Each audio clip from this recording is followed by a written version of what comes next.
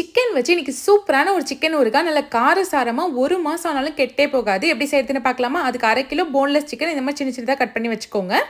இதோடவே 1/2 spoon உப்பு சேர்த்துக்கலாம். 1/4 spoon மஞ்சத்தூள் சேர்த்துக்கோங்க. 1 ஸ்பூன் தனி மிளகாத்தூள், 1 ஸ்பூன் இஞ்சி பூண்டு பேஸ்ட் சேர்த்து நல்லா மிக்ஸ் பண்ணி ஒரு 1/2 மணி நேரம் மேரினேட் பண்ணி வச்சுக்கோங்க.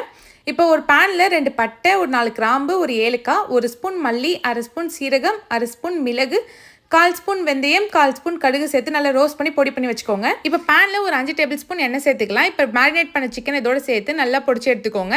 சிக்கன் நல்லா வேகணும். நல்லா இந்த மாதிரி கலர் சேஞ்ச் ஆகி வந்ததும் நம்ம அரைச்சி வச்ச பொடியை இதோட சேர்த்து நல்லா மிக்ஸ் பண்ணிக்கலாம். கேஸ் நல்லா லோ ஃப்ளேமில் வச்சு 10 நிமிஷம் வேக வைங்க. அப்போ தான் இந்த ஊறுகாய் கெட்டு போகாமல் ரொம்ப நாளைக்கு ஸ்டோர் பண்ணி வைக்கலாம். இப்போ சிக்கன் நல்லா வெந்ததும் கேஸ் ஆஃப் பண்ணிவிடுங்க. ஆறுனதுக்கு அப்புறம் ஒரு 1/2 எலுமிச்சை பழம் பிழிஞ்சு சேர்த்துக்கோங்க.